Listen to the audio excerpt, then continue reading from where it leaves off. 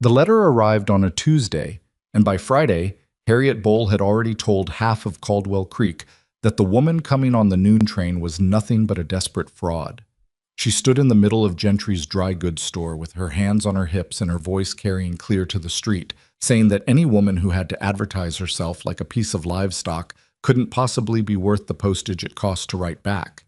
She said Wyatt Callahan had lost his mind, that grief had turned a good man foolish, and that by summer's end the whole county would be picking up the pieces of whatever disaster that woman dragged in with her. Nobody argued with Harriet Bull.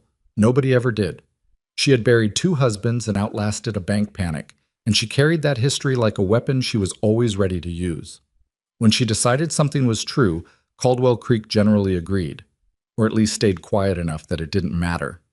So when the noon train groaned into the station and the doors swung open and a young woman stepped down onto the platform with a battered suitcase held in both hands and dust on her traveling clothes, and absolutely no one there to meet her, Harriet Bull's version of the story had already been written. Every person watching from the platform's edge had already made up their mind.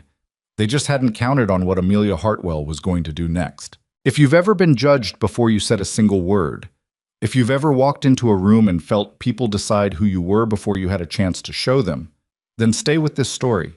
Subscribe to the channel, hit that like button, and drop your city or country in the comments so I can see how far this story has traveled. Because this one's going to surprise you. The platform at Caldwell Creek was not a welcoming place, even on a good day. It was narrow and sun-bleached and smelled of coal smoke and horse dung. And in the August heat, it felt like standing in the mouth of something that had already chewed through better people than you. Amelia stood on it and did not move for a full minute. She counted to 60 in her head, a habit she had developed as a girl when her father's temper was rising and she needed to remind herself that things eventually passed. 1, 2, 3. She watched the other passengers move around her, watched a porter with a wheelbarrow collect luggage that belonged to people who had someone waiting for them, watched a small boy run toward a woman in a yellow dress and get scooped up and spun around while both of them laughed. She got to 60, and no one came. She set her suitcase down on the platform boards and straightened her back and looked at the town of Caldwell Creek with the most neutral expression she could manage. She had practiced neutral. Neutral was safer than hopeful, and considerably safer than the thing underneath hopeful, which was the particular and humiliating brand of fear that came from having absolutely no other options. The town itself was unremarkable. A main street with a general store and a feed merchant and a building with a faded sign she couldn't read from here. A church with a bell tower, a 2-story building that was probably a hotel. Horses tied to posts. A dog asleep in a strip of shade. The kind of place that looked like it had settled into itself so long ago it had forgotten there was ever anything else. She picked up her suitcase again. She had carried it herself the entire trip, 2 days on the train from St. Louis, 1 night in a shared sleeping car, where she hadn't slept at all because the woman in the berth above her had coughed steadily from Illinois to Kansas, and then the final stretch from the junction at Pratt, with the windows rattling and the seat springs working their way through the cushion into her lower back. The suitcase was not heavy in terms of weight. It was heavy in terms of what it meant that everything she owned fit inside it. She walked to the edge of the platform and studied the street and tried to remember what Wyatt Callahan had written in his 3rd letter. The one where he'd described the station and said he would be there with a wagon and that she would know him because he'd be wearing a brown hat and would be, in his own words, the only man standing there looking nervous. There was no one in a brown hat. There was no one looking nervous. There was, however, a woman in a blue dress standing near the station door with 2 other women, all 3 of them looking directly at Amelia in the way that people looked at something they had already decided was a problem. Amelia had grown up poor in a city that did not particularly value poor girls, and she had developed a sensitivity to that specific kind of looking. She knew what it meant. She had simply hoped that several hundred miles of prairie might have changed the variety of it. She walked past the 3 women without looking at them, found a bench along the wall of the station building, and sat down. She had $2.14. She had a letter from Wyatt Callahan folded in her coat pocket. She had no way to get back to St. Louis and nothing to go back to even if she could. She sat on that bench and waited and told herself that people were late all the time, that a ranch was a long way from town and a wagon was slower than a horse, that there were a dozen reasonable explanations for why a man might not be exactly on time to collect his future bride from a noon train on a Tuesday in August. She sat and waited and tried not to look at the three women who were still, at intervals, looking at her. It was the woman in the blue dress who eventually moved. She came across the platform with the deliberate step of someone who had decided to do something they were going to enjoy, and she stopped about 4 feet from Amelia's bench with her hands folded in front of her like she was presenting a gift. "You're the one from the advertisement," she said. Not a question, more like an identification. Amelia looked up at her. "I'm Amelia Hartwell. I'm here to meet Wyatt Callahan." The woman's head tilted slightly, the way a bird's did when it was deciding something. "I'm Harriet Bowl. My family has been in this county for 30 years. Wyatt Callahan's ranch borders mine on the south side." "Nice to meet you, Mrs. Bowl." "He's not coming," Harriet said. "In case you're wondering." Amelia felt something drop in her chest but kept her face level. "I beg your pardon?" "His foreman rode into town this morning. One of the pasture fences came down in the night, and he lost 40 head of cattle into the Gentry family's wheat. He's been dealing with it since before sunup." Harriet paused, as if giving Amelia time to absorb this. "He sent word that he'd be here by 3. 3 o'clock was nearly 3 hours away." "Thank you for telling me," Amelia said. Harriet Bowl studied her for a moment with those flat, assessing eyes. "You're younger than I expected." "I'm 24. "He's 38. Another pause. "You know why he's 38 and still unmarried?" Amelia hadn't been invited to answer, and she sensed that answering would be a mistake, so she simply waited. "Because his first wife died in childbirth 6 years ago, and he hasn't let himself get close to anything since. He runs that ranch by himself with 2 hired hands and works himself like he's trying to outrun something." Harriet said all of this with the flat authority of someone reading from a document. "I want you to understand what kind of situation you're walking into." "I appreciate you being candid," Amelia said, which was almost true. "I'm not being candid, I'm being practical." Harriet unfolded her hands and folded them again differently, a small reset. "We don't get a lot of mail-order marriages in Caldwell Creek. We're not one of those towns. What we are is a close community that looks after its own, and Wyatt Callahan is one of ours. I want to be certain that whoever is arriving here on his behalf understands what that means." "It means you'll be watching," Amelia said. Harriet blinked. Something shifted in her expression, not softening exactly, but adjusting. "Yes," she said. "It means we'll be watching." She walked back to her 2 companions. None of the 3 of them left the platform for another 20 minutes, and when they finally did, Amelia had the particular exhausted feeling of having passed some kind of test she hadn't been told she was taking. She was hungry by 1 o'clock. She had eaten the last of her provisions, a hard biscuit and a heel of bread she'd bought at the junction, somewhere in the final hour of the train ride, and the August heat had that particular quality that made the body confused about whether it wanted food or water or simply shade. She thought about going into the station to ask if there was a water pump, and then thought about the cost of looking uncertain in a place where people were already constructing an opinion of her, and stayed on the bench. She opened her suitcase instead, just to have something to do with her hands. At the top, under a layer of folded clothes, were her letters from Wyatt Callahan. 11 of them, written over 4 months, in a hand that was careful and slightly cramped, like a man who was unused to writing but was trying hard to do it properly. The first letter had been brief and almost stiff. He'd explained himself like he was describing livestock for sale, listing what his ranch produced and how many acres and what he could reasonably provide, as if he thought that was what she needed to know. The second had been somewhat looser. By the 5th, he had told her about the first frost of autumn and how the light changed over his north pasture in November, and she had read that letter 4 times because it had surprised her. She hadn't expected a rancher who worried about light. She folded the top letter and put it back. Not the time. She was looking at a pair of folded stockings when she became aware that someone was standing near her. She looked up, expecting Harriet Bowl's return, and found instead a girl of perhaps 12, with a serious face and a braid coming partially undone over one shoulder, holding a tin cup. "It's water," the girl said. "From the pump inside. Mama said you looked hot." Amelia accepted the cup. "Thank you. Tell your mother thank you. She also said to tell you that Mrs. Bowl doesn't speak for the whole town." The girl delivered this with the careful precision of someone repeating a memorized sentence. "She said some of us are glad you're here because Wyatt Callahan's been sad for long enough. Amelia wrapped both hands around the cup and looked at the girl. "What's your name?" "Clara Denny. My father runs the feed store." "Well, Clara Denny, you can tell your mother that I hope she's right." The girl nodded as if this was exactly the right answer and walked back inside. Amelia drank the water slowly and stared at the end of the main street where the road bent out toward the prairie. 2.5 hours was a long time to sit still. She had never been particularly good at sitting still.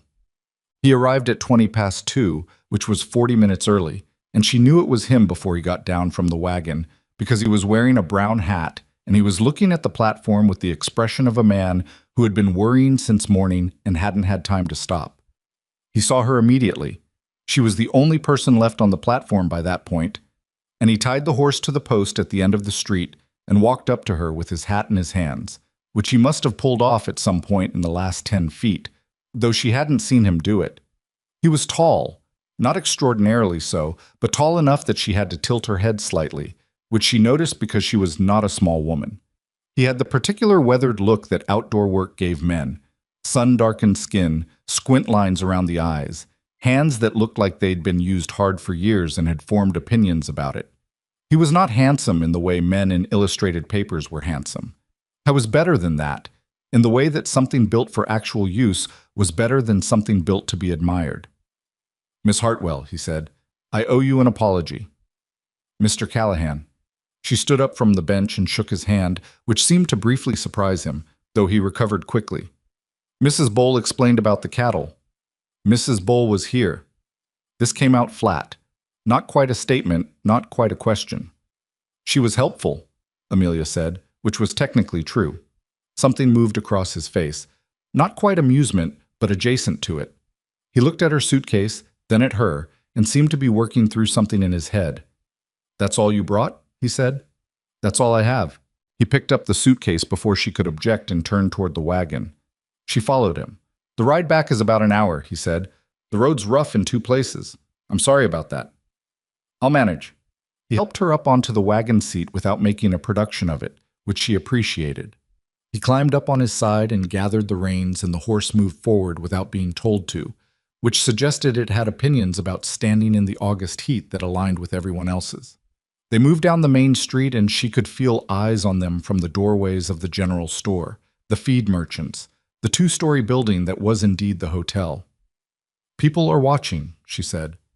"They will for a while," he said. "Then something else will happen, and they'll watch that instead." Is that reassuring? He considered this. Probably not. She looked at the road ahead.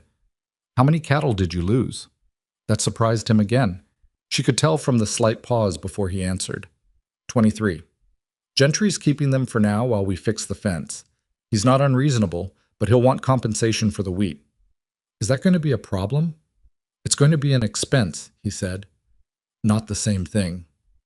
The town fell away behind them. The road moved out into the open prairie, and the sky became very large and very blue, and the August grass ran off in every direction like something that had been there since before anything else and would be there after. Amelia Hartwell looked at it and felt something complicated move through her. Not peace exactly, and not fear exactly, but some mixture of both that she didn't have a word for. She had never seen that much sky in her life. "It's big," she said, which was not what she meant, but was the only thing that came out. "You get used to it," Wyatt Callahan said. And then, after a moment, "Actually, that's not true. You never really get used to it. You just stop being surprised every time." She looked at him. He was watching the road, both hands loose on the reins, and he said it like it was just a fact he'd noticed over time, not something he was trying to share with her. But it was the most personal thing he'd said so far, and she filed it somewhere in the back of her mind next to the letter about the November light. The ranch was not what she had expected. She wasn't sure exactly what she had expected. Something sparse and utilitarian, she supposed. A place that functioned but didn't bother trying to be anything else. What she found was a main house that was larger than she'd imagined, with a covered porch running the full length of the front and window boxes that were empty now, but had clearly had something growing in them not long ago. A barn, a bunkhouse, a chicken coop, several outbuildings whose purpose she'd learn later. All of it worn, all of it real. None of it what you would call welcoming exactly, but not hostile either. Just waiting. Two men came out of the barn when the wagon pulled up. Wyatt introduced them as his hired hands. Tom, who was wide-shouldered and maybe 50, with the deliberate economy of movement of someone who had done hard work long enough to stop wasting energy on it. And Pete, who was younger, maybe 19, with an earnest face and an awkward inability to decide where to look. "Ma'am," Tom said, and tipped his hat once. "Ma'am," Pete said, and did something slightly more elaborate with his hat that involved nearly dropping it. "They're good work," Wyatt said, which was probably the only kind of recommendation he was comfortable giving. He carried her suitcase inside. The interior of the house was clean in the functional sense. Things were put where they belonged, dishes were washed, floors were swept, but it had the quality of a place that had been maintained rather than lived in. There were no curtains on the kitchen windows. There was a hook near the door with no coats on it. There was a table set for one. Amelia stood in the kitchen and took it in. "I haven't had much occasion to," Wyatt started. "It's fine," she said. "Where would you like me to put my things?" He showed her the room that would be hers. It was off the main hallway, small but decent, with a window facing the east pasture. The bed had a quilt on it that she suspected someone had made a long time ago, and that he had kept because getting rid of it would have required a decision about it. He stood in the doorway while she set her suitcase on the floor. "About the arrangement," he said. "You mean the nature of it," she said. It was easier to say directly. She had found, in her life, that leaving things circling over conversation made them worse. "Yes." "Your letters were clear," she said. "You're looking for a partner, someone who can run the household and manage what needs managing. You're not looking for—" She paused, looking for the right phrase. "You made it clear that other things would develop in their own time, or they wouldn't." "I meant that," he said. "I know you meant it. It was why I came." She looked at him. "I've had people make me promises before. You were the first one who offered something that sounded like honesty instead." He was quiet for a moment. Then he said, "I'll try not to make you regret that." "And I'll try not to make you regret this," she said. "That seems fair." He nodded once and told her supper was usually at 6 and left her to it. She sat on the edge of the bed after he was gone and put her hands on her knees and breathed. She had arrived. That was done. Whatever came next was something she would figure out when it arrived, the way she had always figured things out. One step at a time, no shortcuts, no pretending it was simpler than it was. She was tired all the way down to her bones. She let herself be tired for exactly 10 minutes. Then she unpacked her suitcase, hung her 2 dresses on the hooks inside the small wardrobe, set her hairbrush on the windowsill, and went to find the kitchen. She had cooked supper before Wyatt came in from the evening feeding.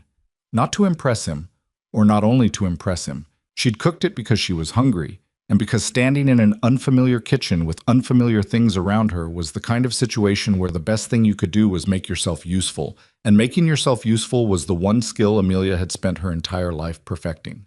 She found flour and salt pork and dried beans and made a proper meal of it, and also found that the kitchen had potential she was going to have opinions about once she'd had time to assess it properly. When Wyatt came through the back door and stopped dead at the sight of the table laid with actual food, she said, without turning from the stove, "Tom and Pete eat here or in the bunkhouse?" "Bunkhouse, usually," he said. "They've got their own setup. I'll bring them plates tomorrow. It doesn't take much more to cook for 4 than for 2. He didn't say anything right away. She heard him wash his hands at the basin. "You don't have to do that," he said. "I know I don't have to." She brought the pot to the table. "Sit down." He sat down. She sat down across from him and served both plates, and the first full minute of the meal was quiet, except for the sounds of eating, which she found she didn't mind. She had spent enough time around people who filled silence with things that weren't worth saying. "It's good," he said eventually. "I know," she said. "I'm a good cook."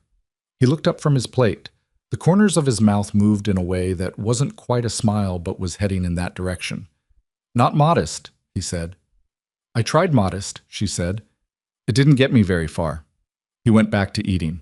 She watched him for a moment. The way he held himself carefully, even at his own table. The slight distance he kept. Not rude, but deliberate, like a man who had learned that closeness cost something and was managing his spending. She thought about his dead wife without meaning to. About what it did to a person to lose someone in that way. Not gradually, not with warning, but in the specific catastrophic fashion of a life that simply stopped in the middle of something it was supposed to survive. She thought about what it did to a house, about the window boxes with nothing growing in them. She didn't say any of it. It wasn't the time, and she wasn't sure it was her business yet. She said instead, "The fence that came down. What kind of shape is the rest of the perimeter in?" He considered her over his plate. Why? Because if one section failed, there's probably another section that's close to it. And losing 23 head on a Tuesday is an inconvenience. Losing 60 on a Friday is a crisis. He set down his fork. He wasn't looking at her the way Harriet Boll had looked at her, or the way the platform crowd had looked at her. He was looking at her the way you looked at something you were revising your opinion of. "The south fence is weak in 2 places," he said. "I know about them. I just haven't had enough hands to get to it." "Then that's what we do first," she said. "You know about fences?" "I know about priorities," she said. "Show me what needs to be done, and I'll learn what I don't know." He picked up his fork again. Outside, the evening wind was starting up across the prairie, and the house settled around them with the particular sound of an old structure accepting the end of another day. "All right," he said. "Tomorrow I'll show you the property." She nodded and finished her supper.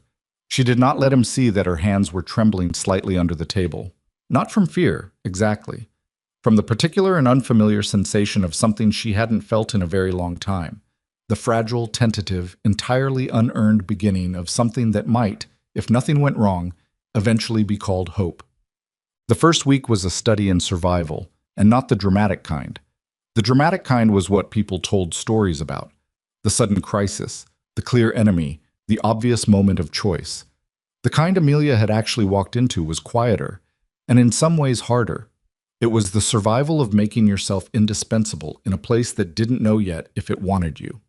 She was up before sunrise each morning, not because Wyatt required it, but because she'd discovered that the kitchen in the early morning, when the house was still and the light was just beginning to press against the windows, was the closest thing she had to peace.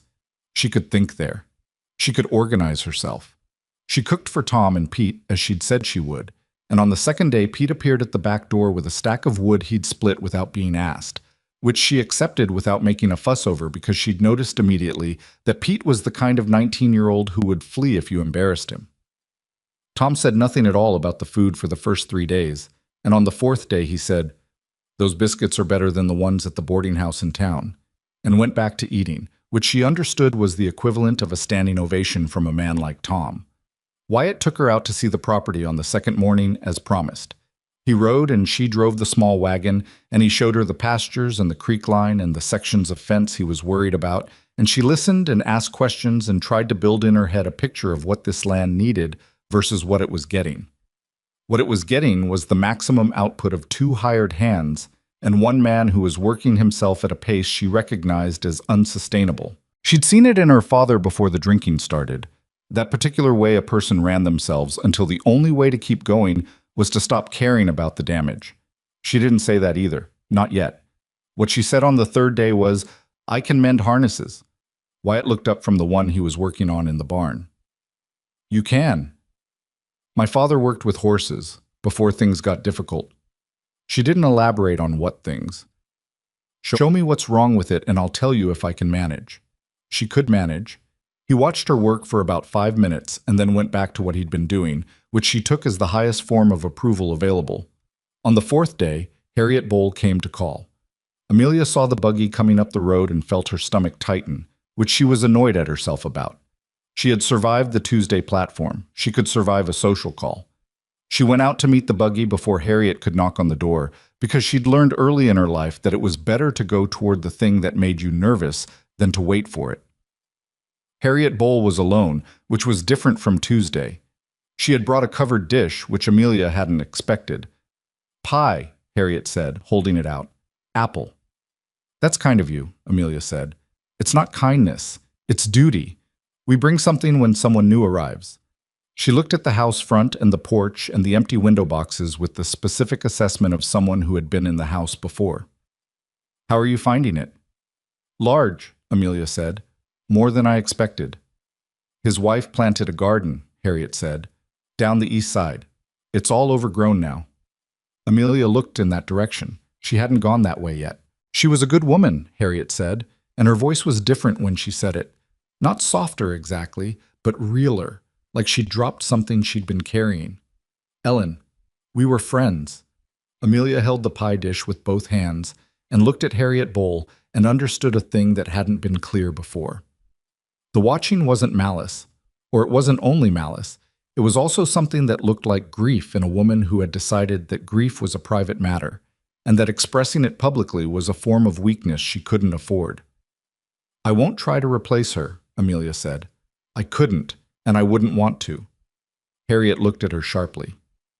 I'm here to make something new, Amelia said, not to copy something old. The two women stood in the ranch yard with the August sun overhead and a slight wind moving through the grass, and Harriet Bowl did not say anything for a long moment. There's a women's meeting on Thursday evenings, she said finally, at the Denny house. Clara's mother runs it, sewing and talk. She turned back to her buggy. You'd be welcome if you wanted. She drove away before Amelia could answer, which seemed intentional. Amelia stood there holding the pie and watched the buggy diminish down the road and felt the particular dizzy uncertainty of not knowing whether she had just made an enemy or, against all expectation, something that might eventually become the opposite. It was the end of the first week when Wyatt said the thing that mattered. She was in the kitchen after supper, washing the plates, and he came in and sat down at the table in the way he did sometimes when he had something on his mind that he wasn't sure how to say, which she'd noticed looked almost identical to the way he sat when he had nothing on his mind at all, except that his hands were slightly different. The Gentry situation, he said. He came by today. I heard the horses. He wants $300 for the wheat. I told him I needed a week to get it together without selling off breeding stock. He paused. I can do it, but it's going to stretch things. She finished the plate she was washing and set it in the rack. Okay. I wanted you to know, he said, about the finances. I thought you should know where things actually stand. She turned around and looked at him. My letters describe things as they were in a normal year, he said, and she heard the difficulty in it. Not shame exactly, but something adjacent, the discomfort of a man who had always handled things himself having to show someone else the underside of it. This isn't a normal year. Is it a bad year or just an imperfect one? He thought about it seriously, which she'd come to understand was how he thought about everything. Imperfect, he said. A bad year would be drought or sickness in the herd. We're not there. Then it's manageable, she said. Yes. Then don't apologize for it. He looked at her. You told me in your first letter what you had and what you could offer, she said. You didn't oversell it. You didn't tell me it was something it wasn't. She dried her hands on the kitchen cloth and hung it back up. That's more than I could say for most things that have ever been offered to me. A difficult year doesn't change that. The kitchen was quiet for a moment. All right, he said. All right, she said. He got up from the table and went out to do his last check of the animals, as he did every night. And Amelia stood in the kitchen in the fading light and understood something that had been forming all week without her letting herself name it. She had not made a mistake coming here. It was not happiness, not yet. It was not even comfort. Not fully, but it was something she could work with, which was, after everything, more than she'd had any right to expect. She blew out the kitchen lamp and went to bed, and for the first time in longer than she could remember, she slept the whole night through. The Thursday evening meeting at the Denny house turned out to be 8 women in a parlor that was meant for 6, with a fire going despite the lingering summer heat, because Martha Denny believed that a fire made a room feel like a room and not just a collection of walls. Amelia arrived 5 minutes late because she'd misjudged how long it took to walk into town from the ranch, which she would not do again. She came through the door with her hair slightly windblown and her apology already forming, and Martha Denny waved it off before she could finish it and pointed her toward an empty chair near the window as if her being there was already an established fact and not a first-time thing. Clara, the girl from the station, was sitting on a stool near the fireplace with a piece of needlework she was clearly not paying attention to. She looked up when Amelia came in and gave a small nod of recognition, the kind of nod that 12-year-olds gave when they were trying to appear less interested than they were. Harriet Bowl was there, sitting straight back near the center of the room with a piece of quilting in her hands. She looked at Amelia when she entered and then looked back at her quilting, which was neither warm nor cold. It was simply an acknowledgement that she'd been seen, nothing more offered and nothing withheld. The other women introduced themselves in a cluster of names that Amelia would sort out over the following weeks. Nora Sifford, whose husband ran the hotel. Delia Marsh, who was about Amelia's age, and had the particular watchful quality of someone who had grown up learning that paying attention was a survival skill. Ruth Calloway and her sister-in-law Frances, and a quiet woman named Berta Haas, who said almost nothing the entire evening, but listened to everything with an intensity that made Amelia suspect she retained it all. The conversation was the kind that looked like small talk and wasn't. There was talk about the upcoming harvest and who needed help with what, and there was talk about a family up near the North Creek who'd had a bad summer and could use some provisions put together. And there was talk about a dispute between two neighboring ranchers that had apparently been simmering since spring and was now beginning to develop an odor. Amelia listened more than she spoke. She was good at listening, and she knew that walking into an established group and immediately having opinions was one of the fastest ways to make yourself unwelcome. She answered when she was asked things directly, which happened twice. Martha Denny asked where she was from, and Delia Marsh asked whether she'd done ranch work before. She answered both honestly, without embellishment, and felt the room adjust slightly around her answers in the way that rooms did when they were deciding something. It was Harriet who finally put the thing in the open. She did it without looking up from her quilting, which was somehow more direct than if she'd looked straight at Amelia. "How are you finding the Callahan Ranch?" she said, not quite as a question. "I'm finding it worth finding," Amelia said. A small silence. "He's not an easy man," Harriet said. "No," Amelia agreed, "but I didn't come looking for easy." Martha Denny made a small sound that might have been approval. Delia Marsh was looking at Amelia with an expression that had shifted from watchful to something that might, over time, become something else. Even Harriet's quilting hands had stilled for just a moment before resuming. The evening broke up around 9, and Martha pressed a jar of put-up tomatoes into Amelia's hands at the door and told her to come back next Thursday, which Amelia understood was the Caldwell Creek equivalent of a formal invitation. She walked back to the ranch in the dark with the jar tucked under her arm and the stars overhead in a density she still wasn't accustomed to. City skies had never looked like this, layered and thick and slightly overwhelming. And she felt for the first time since arriving that the ground under her feet might eventually become something she could call hers. That feeling lasted until she got back to the ranch and found Wyatt sitting on the porch steps with the lamp and a look on his face that she'd learned to recognize as trouble he hadn't yet decided how to share. "What happened?" she said, sitting down on the step below him without being invited. He took a moment, not stalling, just arranging. "Got a letter today from a man named Cade Pruitt. He's a land broker out of Wichita." "What does he want?" "To buy the North Pasture." Wyatt turned the letter over in his hands. He hadn't given it to her to read, and she didn't reach for it. "He's been after that piece for 2 years. It runs along the creek and connects to a larger section he controls. He's been buying up the creek access all through this county." "What does he offer?" "Enough that a man in a hard year might be tempted," Wyatt said. "Not enough that it would be worth what he'd actually be giving up." He looked out at the dark. "Without creek access, the North Pasture becomes a dry piece I can't summer cattle on. It doesn't kill the ranch, but it cuts it back, significantly." "You've told him no before." 3 times. "And now he's writing again because he heard about the Gentry situation." Wyatt looked at her. "How do you know about that?" "Because that's how people like that operate," she said. "They wait for the hard moment, and then they arrive with their offer like they're doing you a favor." She'd watched it happen to her father. Not land, but a different kind of pressure, different currency, same fundamental math. "He'll come in person next. After the letter, they always come in person." Wyatt was quiet for a moment. "That's a fairly specific prediction." "I've seen it before." He didn't ask where. She appreciated that. "I'm not selling," he said. "I know you're not." She stood up and brushed off the back of her dress. "I just think you should be ready for the next part of it." She went inside. He stayed on the steps for another half hour, which she knew because she could see the edge of the lamp glow through the kitchen window. She put on water for tea she didn't particularly want and stood at the window and looked at the shape of the man on the porch steps and thought about Cade Pruitt and his letters and the particular patience of men who had decided that the only question was timing. She was not going to let this ranch be carved up. She hadn't decided it consciously, hadn't made some declaration to herself. It arrived the way some decisions did, not as a choice, but as a recognition of something that had already become true without her noticing. She poured the tea and left a cup on the porch rail for Wyatt without a word and went to bed.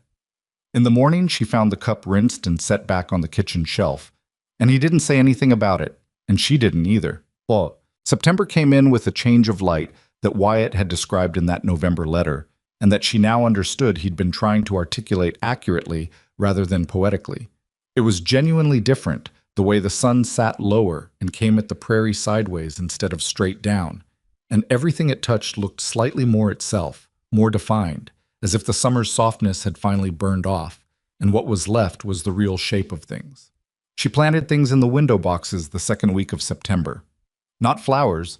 She wasn't sentimental about flowers when there were practical options, but herbs, transplanted from a tangle she'd found growing half wild along the south wall where the kitchen runoff kept the ground from drying completely.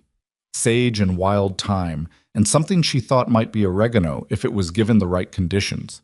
Small starts, no guarantees, but something. Tom noticed them on a Tuesday morning and said nothing, but 2 days later he brought her a handful of dried lavender, he said. His wife had grown before she passed, and he'd kept in a cloth bag in the bunkhouse for no particular reason, and perhaps she could use it. She thanked him and used it, and said nothing beyond that, and she saw in his face the careful relief of a man who'd done something that cost him something and been received correctly. Pete had started showing up at the kitchen door with small offerings that she suspected were his way of communicating gratitude without having to construct a sentence about it. A jar he'd found that needed a lid she might know where to get. A loose board on the porch that he'd noticed and repaired without being asked and seemed to want her to know about. I was a young man who worked in the currency of acts rather than words, and Amelia respected that because she'd grown up mostly the same way. Wyatt watched all of this without commenting. She wasn't sure what to make of that, whether he approved, disapproved, or simply processed things at a pace that hadn't reached conclusion yet. He was not cold to her. He was simply a man who moved carefully, who had learned the hard way that speed in certain matters extracted a price that wasn't worth paying. They had developed a routine that neither of them had consciously decided on. Breakfast together before he went out. The midday meal she brought to wherever the work was happening, which was a practical choice that also meant she saw the property, understood its rhythms, learned things about the land she wouldn't have otherwise known. Supper back at the house. Evenings where he read or worked on accounts and she did whatever needed doing, and occasionally they talked, and occasionally they didn't, and both felt sustainable. She was learning the cattle. Not quickly. There was nothing quick about it, but steadily, the way she learned things, which was by paying attention until the information built itself into something usable. She could tell a sick animal from a healthy one now, could read the signs that Tom took for granted because he'd been reading them for 30 years and didn't always remember they needed explaining. She asked questions without apology and wrote the answers in a small notebook she kept in her apron pocket because she'd learned that pretending to remember was more dangerous than admitting you needed to write it down. The south fence got fixed. It took 3 days and her helping hold sections while Wyatt and Tom worked the posts, which was the kind of work that left her hands marked and her shoulders aching in a way she hadn't experienced before but found she didn't entirely dislike. Physical work that produced a result you could see was its own kind of satisfaction. She understood now why Wyatt ran himself at the pace he did. Not just grief and habit, but also this, the simple fact that the land answered work in a way that other things in his life apparently had not. Cade Pruitt came on a Wednesday. She knew it was him before Wyatt came to find her because she'd seen the horse from the kitchen window. Too well kept for a working man, fitted in a way that announced money without shouting it. And then she'd seen the man come down from it, and he matched the horse. He was maybe 45, broad through the shoulders, with a dark coat that was too good for a ranch call, and a hat worn at an angle that was slightly too deliberate. Wyatt met him in the yard. Amelia stayed in the kitchen for approximately 4 minutes, which was as long as she could reasonably pretend that what was happening outside was none of her business. She came out with 2 cups of coffee because it was a thing you did when someone called, and because walking toward a difficult situation with something practical in your hands gave you a reason to be there. Pruitt looked at her when she came out and then looked at Wyatt with an expression that was friendly on the surface and something else underneath.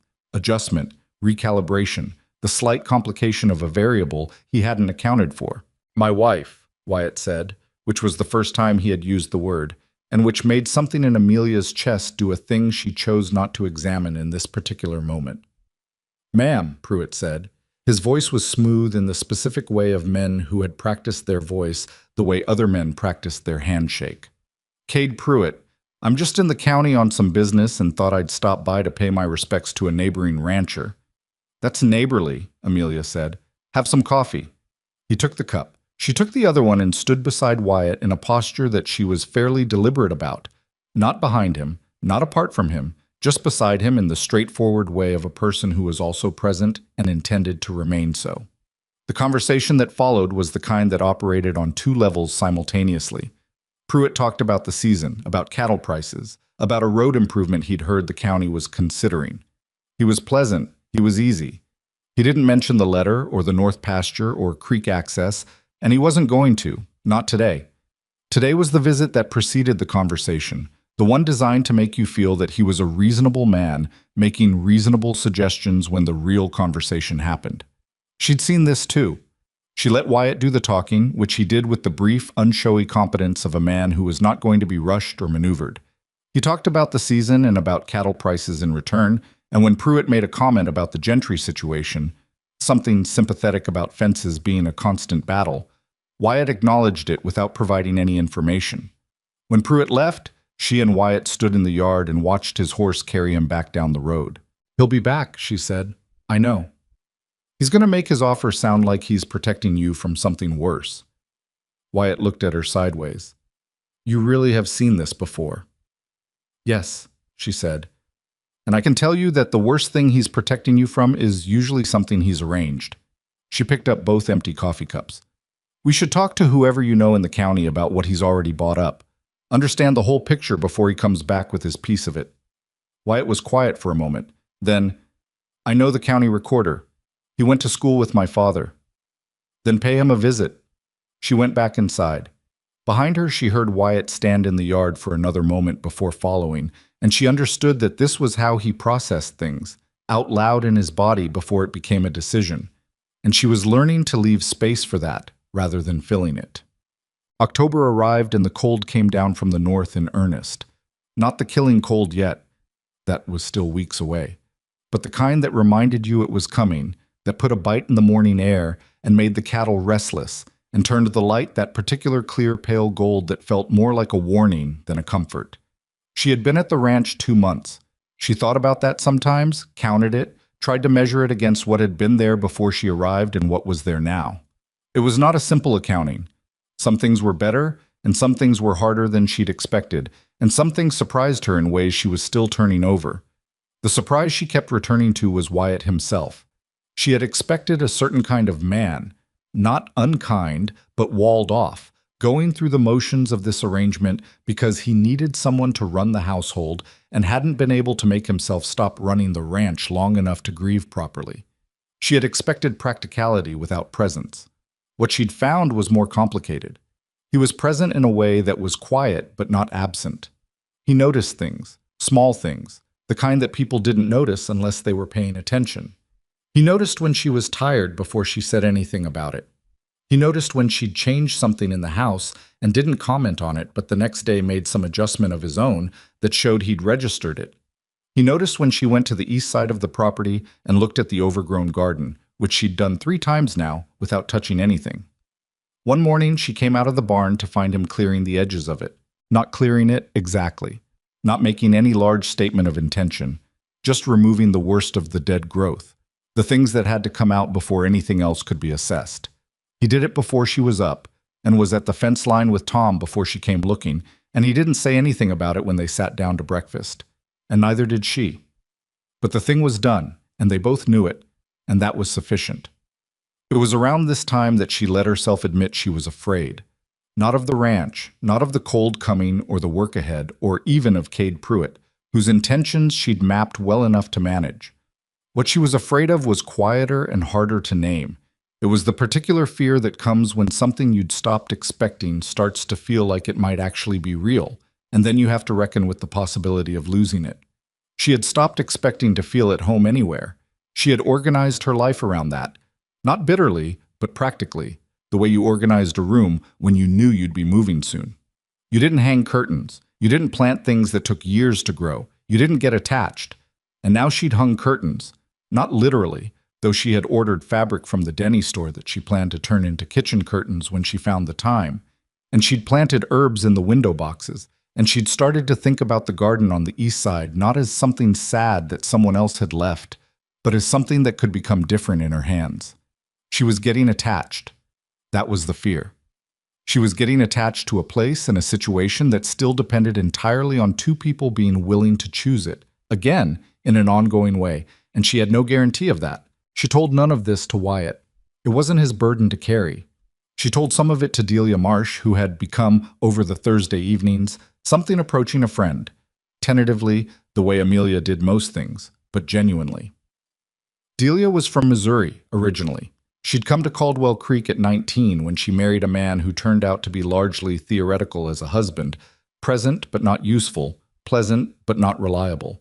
And she'd spent the subsequent decade building a life around the fact of him in the way that women in impossible situations had always built lives, by making do so skillfully that from the outside it looked like contentment. He died 3 years ago of a fever, and Delia had found, in her private moments, that her grief was more complicated than grief was supposed to be. And she'd never said that to anyone before she said it to Amelia on a November Thursday when the fire was high and the other women had gone and they were still sitting with their last cups of tea. "I was sad," Delia said. "I was genuinely sad. He wasn't a bad man. He just wasn't present, not really. And I thought I'd feel free, and instead I just felt alone in a different way." "The absence of the wrong thing doesn't automatically give you the right thing," Amelia said.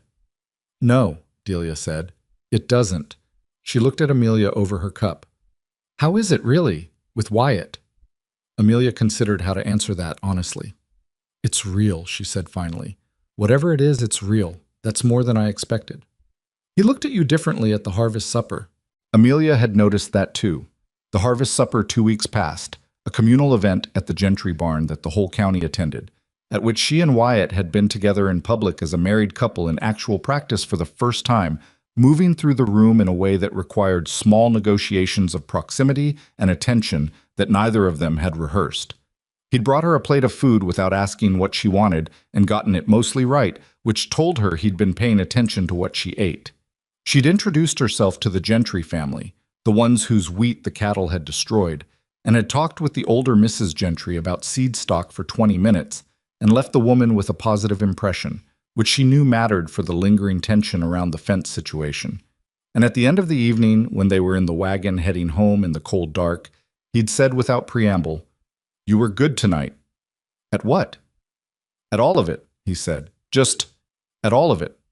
She hadn't known what to do with that exactly, so she'd said, "You managed the Brisker brothers without starting a fight, which I understand is a significant achievement." He'd laughed. Actually laughed. Not the polite version, and it had surprised her because she hadn't heard it before. It was shorter and rougher than she'd have expected, and immediately made her want to cause it again, which was its own kind of information. She told Delia none of the specific details, but she said, "It's becoming something," and Delia smiled like she already knew, and Amelia made a mental note not to be quite so transparent next time. The letter came on the second Monday of November. Not from Pruitt this time. From a woman named Margaret Foss in St. Louis, who described herself as a close family friend and who had heard, through the network of people who apparently monitored such things, that Amelia Hartwell had found a situation in Kansas. Amelia read the letter at the kitchen table while the morning oats were still on the stove, and then she read it again, and then she folded it and put it in her apron pocket and stood at the stove and stirred the oats with the mechanical focus of someone who needed something physical to do while their mind worked. Margaret Foss was not a close family friend. She was the woman who had arranged the original advertisement. She was the woman who had taken a fee for connecting Amelia with the list of ranchers and farmers looking for wives, and who had, in that capacity, reviewed Amelia's letter of introduction and apparently told her something Amelia needed to know. The something Amelia needed to know was in the second paragraph of the letter, that a man named Dwight Copeland, whom Amelia had known in St. Louis, had been asking around after her. Not looking for her exactly, or not saying that he was, but asking after her, in the way that people asked after things they intended to do something about. Amelia knew Dwight Copeland. She knew him the way you knew a person who had made it their business to be unavoidable. Her father's employer for 3 years before the business had failed. A man who had fancied himself in love with her in the specific way that certain powerful men fancied themselves in love with women who had told them clearly and repeatedly that the feeling wasn't mutual. He was not violent. He was not crude. It was something in some ways worse, which was patient and certain and accustomed to getting what he waited for. She had left St. Louis because of several things. The job she'd lost when the factory closed, the room she could no longer pay for, the complete and total absence of any reason to stay. She had told herself those were the reasons, and they were true, and they were not the whole truth. The whole truth included Dwight Copeland standing outside the building where she worked for the 3rd time in 2 weeks, holding his hat and looking at her with that specific expression, not threatening, never threatening, just absolutely certain. And her understanding that staying in St. Louis meant living in a city that was slowly becoming his idea of what she should be. She hadn't run. That was important to her, the distinction. She had looked at her options and made the best one available, and the advertisement had been on the board at the church hall, and she had answered it. But she had not told Wyatt any of this. It hadn't seemed relevant. It was her past, and this was her present, and she had believed, somewhat naively, that geography was sufficient separation. She was burning the oats. She pulled the pot off the heat and scraped what was salvageable into a bowl and threw the rest out and stood at the back door for a moment, looking at the October bare yard with the cold air on her face. Wyatt came in for breakfast 20 minutes later and ate without commenting on the taste of the oats, which was either because he didn't notice or because he was being kind, and she couldn't afford the generosity of assuming kindness right now. "I need to tell you something," she said. He looked up from his plate. "I had a letter this morning from a woman I knew in St. Louis." She kept her voice even. She'd had practice keeping her voice even. "It tells me that a man I knew there has been asking around after me." Wyatt was very still. "He was my father's employer," she said. He had an interest in me that I didn't encourage and didn't return. He's not a violent man. He's a persistent one." She looked at the table, then back at him. "I didn't tell you about him when I came because I didn't think he'd follow it this far. I may have been wrong about that." Silence. She waited for the version of this where he told her she'd deceived him, that she'd come here under false pretenses, that the arrangement they'd made had been built on incomplete information. She had the responses ready. They were all true. They were all insufficient. She knew that. Wyatt said, "What does he want?" The question surprised her enough that she had to reorient. "He wants—" She stopped, started again. "I believe he wants me to come back. And if you don't, he'll come here," she said. "That's what the letter is warning me about. That's why Margaret Foss wrote it." Wyatt pushed his plate aside and sat back in his chair and looked at the far wall for a moment with the expression he got when he was doing the kind of thinking that had to happen before words were useful. "All right," he said. "All right?" She wasn't sure she'd heard it correctly. "All right, he might come here." He stood up from the table and picked up his hat from the hook by the door. "Then he comes here. We deal with it when it happens." He looked at her. "You're not going back to St. Louis, Amelia. You're here. This is your home." She stared at him. He said it the way he said everything. Not dramatically, not as a declaration, just as a statement of fact that he'd arrived at and was passing along. And then he went out to work. She sat at the kitchen table for a long time after the door closed. She had told herself, in the early weeks, not to expect too much, not to read things into gestures that might only be practicality, not to mistake a man's decency for something more specific. But you're here. This is your home. That was not practicality. That was something else. And whatever Amelia Hartwell had expected when she stepped off the train in Caldwell Creek with a battered suitcase and $2.14 and no plan. Beyond the next hour, it had not been this. It had not been a man who, when she handed him the messiest and most complicated part of herself, picked up his hat and went to work as if the problem were simply one more thing they would face together, because that was what they did. Outside, through the kitchen window, she could see him crossing the yard toward the barn, walking at the same pace he always walked, unhurried and unruffled, his breath making small clouds in the November cold. She got up and put the kettle on and started the day. The curtains for the kitchen windows, the fabric she'd ordered from the Denny store, had arrived last week. She hadn't put them up yet. She went and got the fabric from the shelf in her room and brought it to the kitchen table and started measuring. And the measuring became cutting, and the cutting became the beginning of something that would, when it was finished, hang in the windows and let in the light in a slightly different way than it came in now, and make the kitchen look like a place where someone intended to stay. She worked until noon without stopping, and when she brought lunch out to where Wyatt and Tom and Pete were working on the north fence line, she had already decided that she was not afraid of Dwight Copeland. She was afraid of losing this. That was different. That was worth fighting for, which was not the same thing as being afraid at all. The curtains went up on a Thursday morning, 2 days after the letter, and 1 day after she'd decided she was done being afraid of the wrong things. She hung them herself, standing on the kitchen chair with the rod balanced between her teeth, while she worked the brackets into the wood above the window frame. A procedure that required 3 attempts, one small but genuinely felt profanity, and a degree of patience she hadn't known she possessed until she found herself needing it. When they were up and she stepped down and looked at what she'd made, the kitchen did exactly what she'd hoped. It became a room that someone lived in, not a room that someone occupied while waiting for something else. Wyatt came in for the midday meal and stopped at the kitchen doorway and looked at the curtains without saying anything for a moment. "They're uneven on the left side," she said, because she'd already noticed and it was better to own it than to wait for someone else to point it out.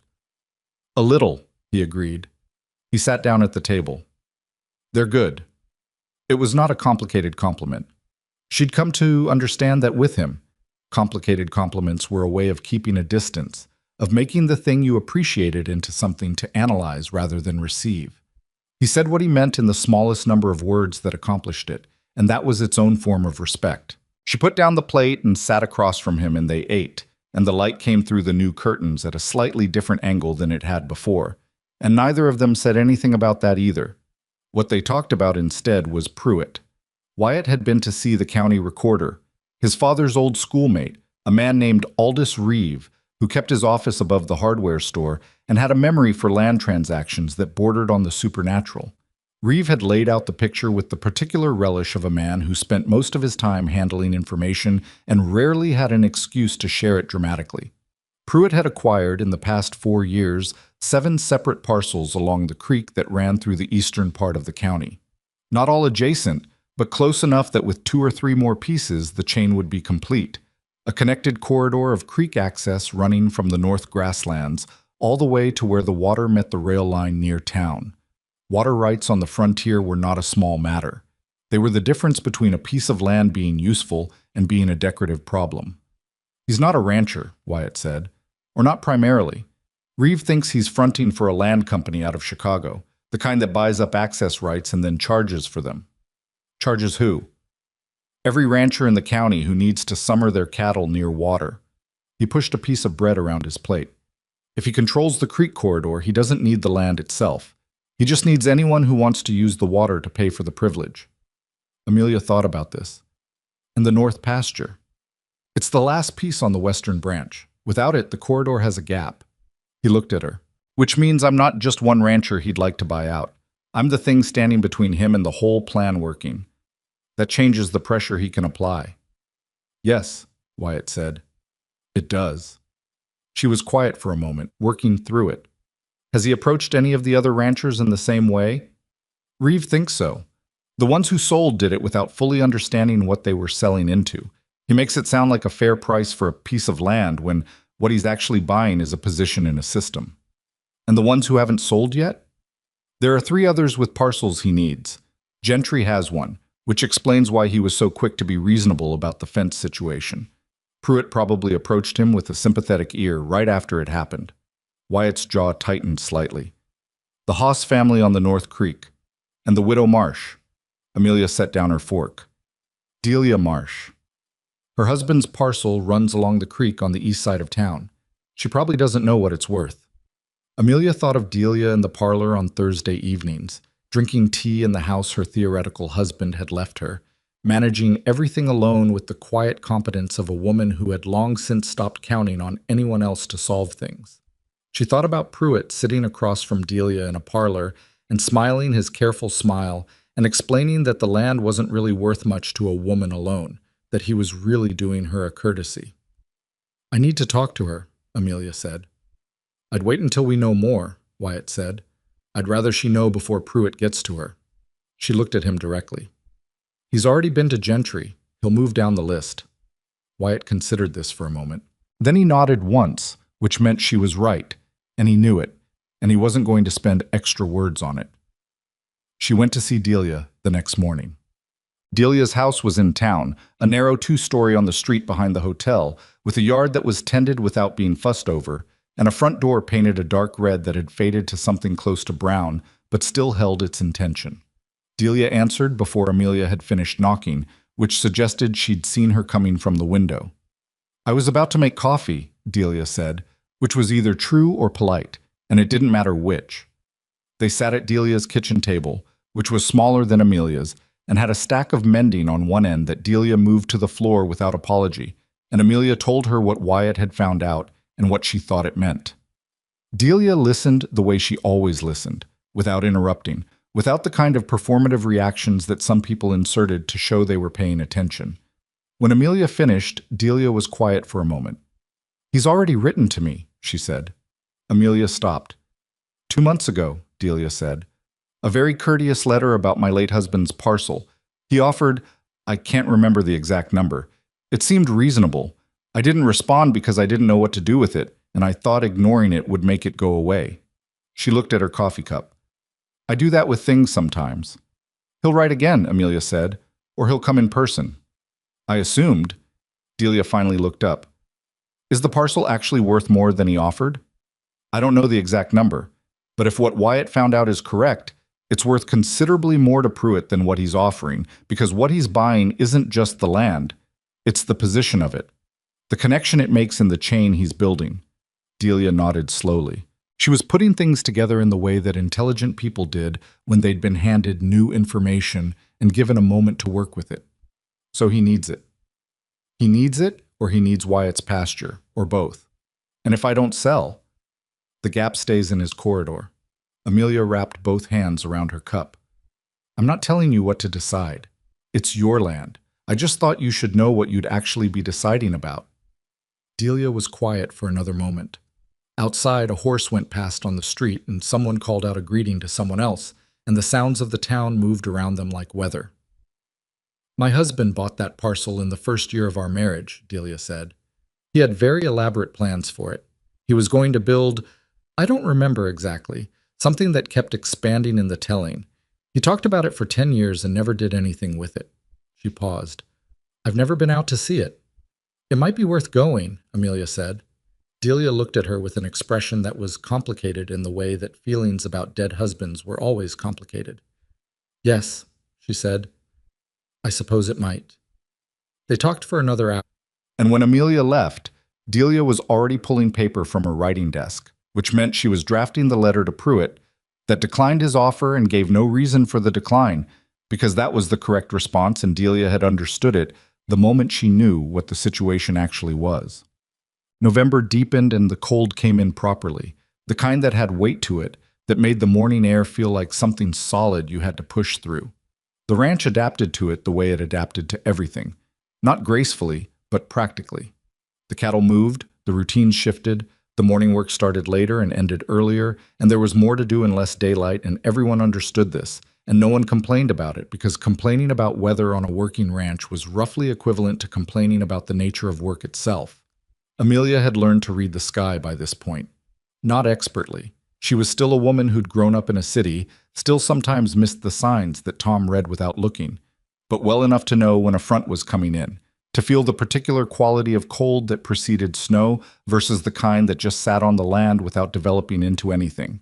It was the kind of knowledge that accumulated in the body before the mind caught up to it, and she found it one of the stranger and more satisfying things about being here, that the land was making her different, in small ways, from the woman who'd gotten off the train.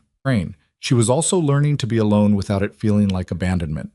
This sounds small. It was not small. She had spent most of her adult life in a city where solitude was the particular kind that came from being surrounded by people who didn't know you, a crowded, noisy loneliness that was in some ways worse than actual silence.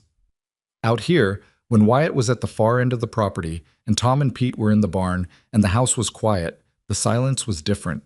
It had texture. It had the sounds of the prairie in it, wind, the distant complaint of cattle, the occasional bird making its case for something. And none of those sounds were empty. They were just themselves.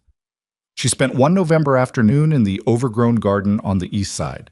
She hadn't planned to. She'd been checking on a drainage problem near the east wall of the house and found herself standing at the garden's edge, and then found herself stepping into it, moving through the dead stalks and the collapsed structures of what had been, at some point, a serious and carefully tended piece of ground.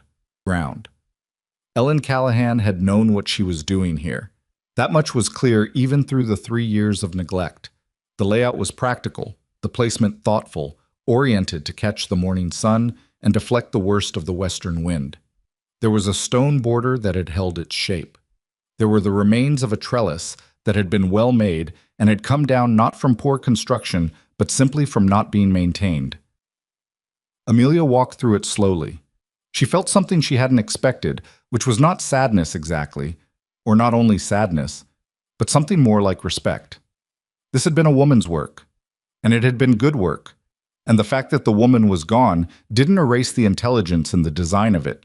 She stood in the middle of what Ellen Callahan had made and understood, in a way she hadn't fully let herself understand before, that she was not in competition with a ghost.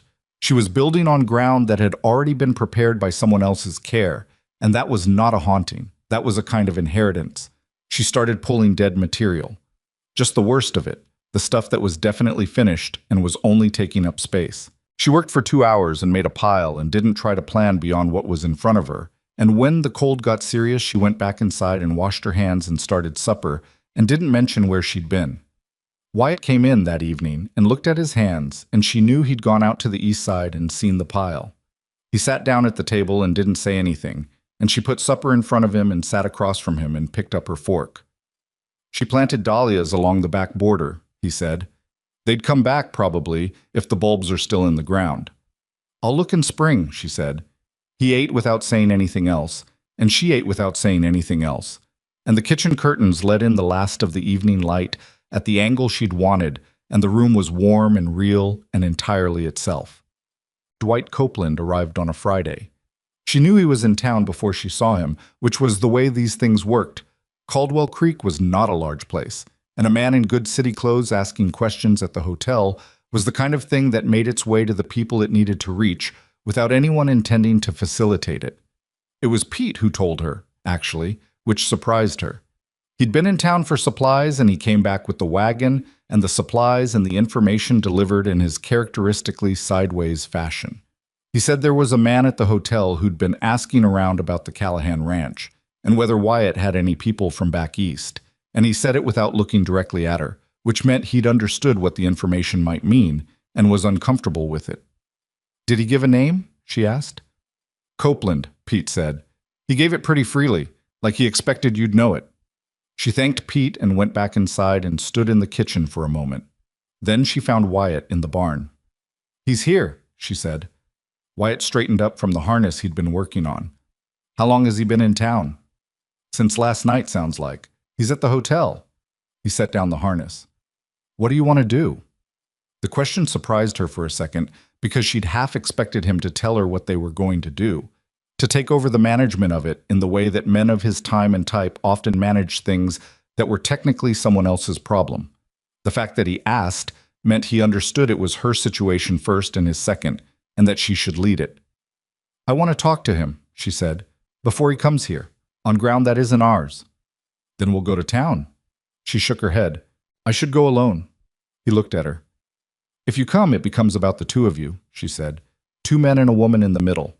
That's a different conversation than the one I need to have. She met his eyes. I know how to talk to him. I've done it before. A long moment. She could see him working through it. The instinct toward action, toward presence, toward being the thing that stood between her and the problem, and the longer understanding of what she was actually asking him to trust. All right, he said, but I'll be in town. That's fair, she said. She changed into her good dress, the better of the two, the dark blue one, and put her hair up properly and walked into Caldwell Creek with Wyatt driving the wagon and tying up at the hardware store without explanation. She went to the hotel alone. Dwight Copeland was in the hotel's small front parlor, reading a newspaper in the way that men read newspapers when they're actually watching the door. He was heavier than she remembered, not badly, but time had added weight to his face and shoulders in the way it added weight to men who ate well and worked with their minds rather than their bodies. He was still dressed well. He was still handsome in the preserved way of men who took care of themselves. He stood up when she came in, which was the manners she remembered. He had always had manners. It was one of the things that made him difficult to refuse clearly. There was nothing crude to refuse, just persistence wrapped in courtesy, and it was hard to explain to people why that was its own kind of wrong. "Amelia," he said, as if they'd parted on easy terms and he was simply glad to see her again, "you look well." "Mr. Copeland." She sat in the chair across from his, back straight, hands in her lap. "I'd prefer you call me Mrs. Callahan." He smiled. It was a patient smile, the kind that said he was willing to wait for her to stop playing a role she'd taken on. "Of course," he said. "I heard about the marriage. That's why I came." "Then you know it's done." "Amelia." He leaned forward slightly. "I knew your father for 15 years. I've known you since you were 15 years old. Whatever arrangement you've made out here, and I understand the circumstances. I understand that things were difficult. You don't have to stay in it." He paused. "I'm prepared to make things very comfortable for you. I have been for some time. You know that." "I know that," she said. "I also know what comfortable means when you're the one defining it. That's not fair." "It's accurate," she said. "You're a man who wants a particular thing and has never quite understood that wanting it sincerely doesn't make it something I owe you." She kept her voice even. This was the tone she'd practiced. Not cold, not angry, because cold and angry gave him something to negotiate against. Just clear. "I'm not in difficult circumstances. I'm not playing a role. I am Mrs. Callahan, and I live on a ranch in Kansas, and I'm not going back to St. Louis." He studied her for a moment with the expression of a man revising his strategy. "You've known this man 4 months. I've known some people for 20 years and understood them less. He provides what I need, which is not a thing you get to define." She felt something firm and calm in herself, the kind that came not from not being afraid, but from being afraid and talking anyway. "I came here today to tell you directly, face to face, that this conversation is finished. Not this visit, the whole conversation, the one that's been going on since I was 20 years old, and you decided I was something you were waiting for." She stood up. "I'm not that. I never was. Go home, Mr. Copeland." He looked up at her from his chair. Something moved across his face. Not anger exactly, but the particular expression of a man who has understood for the first time that a door he thought was temporarily closed is in fact permanently shut. It was a small and genuine grief, she thought. Not nothing, just not her problem. "If you change your mind," he started. "I won't," she said. And she meant it in the way that she had never quite managed to mean it before, because before she'd only been refusing something. Now she was refusing it in favor of something else, something real and complicated and worth the effort of refusing him, and that made all the difference. She walked out of the hotel parlor and back into the November street. Wyatt was leaning against the wall of the hardware store across the road with his arms folded and his hat pulled down against the wind. And when she came out, he straightened and watched her cross the street and read her face with the care of a man who knew that asking how it went was less useful than simply looking. "Done," she said. He nodded once. "Good. He'll leave tomorrow, probably. He's not a man who stays where he's not wanted once the wanting has been made clear enough." "And has it?" "Yes," she said. "It has."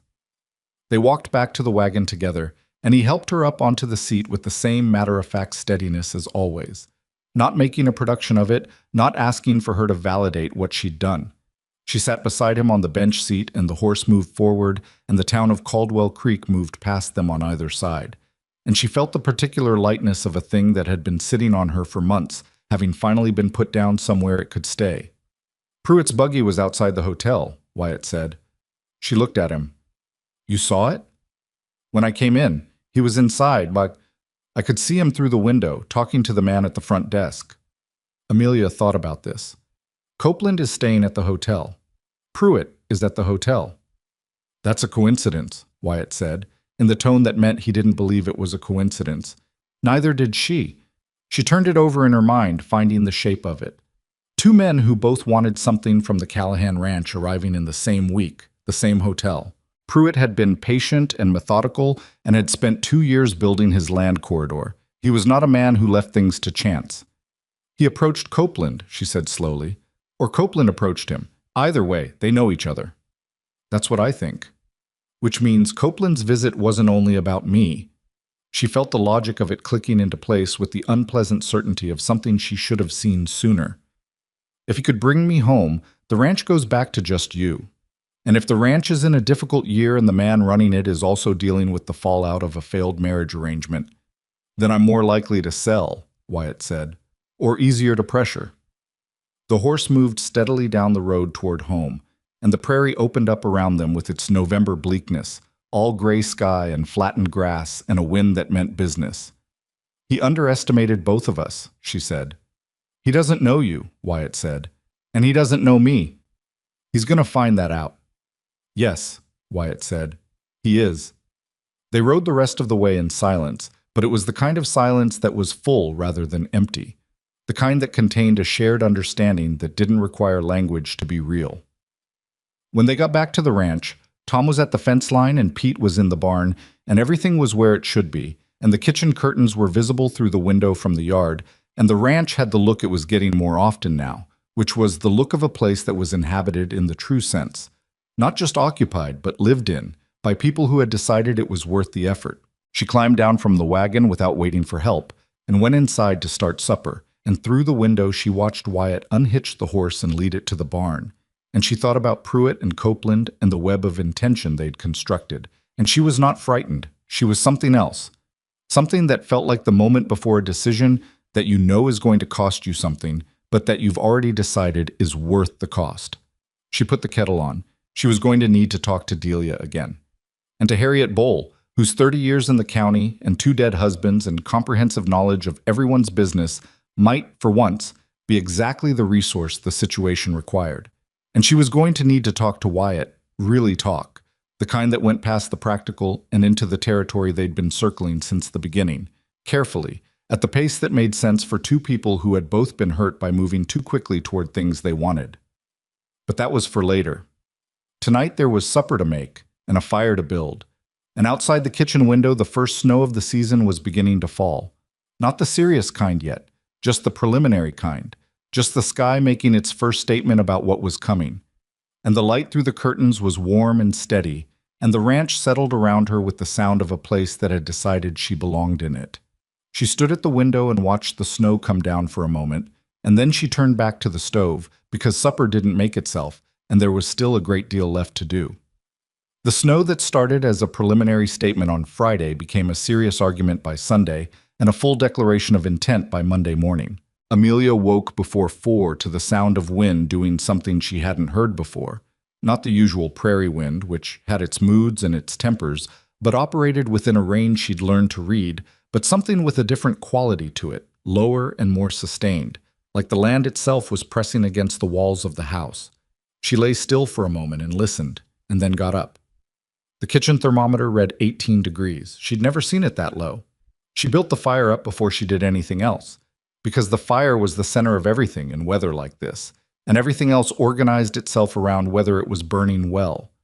She had learned this about the ranch, not from Wyatt telling her, but from watching how the days organized themselves, how Tom checked the stove in the bunkhouse before he checked the animals, how Pete filled the wood box last thing every evening without being asked because he'd grown up somewhere cold enough to know that the wood box being empty in the morning was a particular kind of crisis.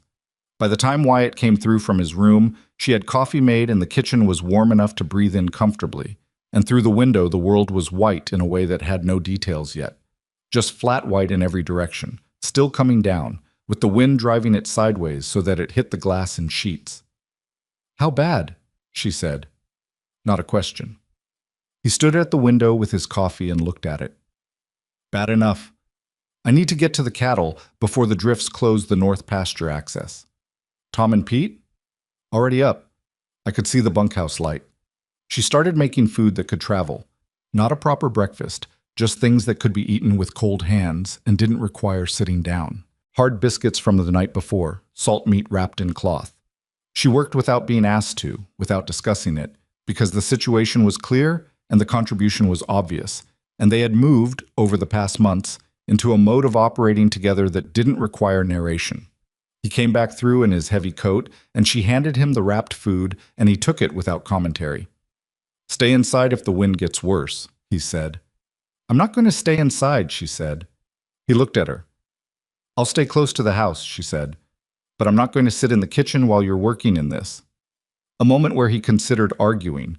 She watched it happen in his face, the impulse, and then the recognition that arguing with her about this was approximately as productive as arguing with the weather. "The rope," he said, "on the south porch.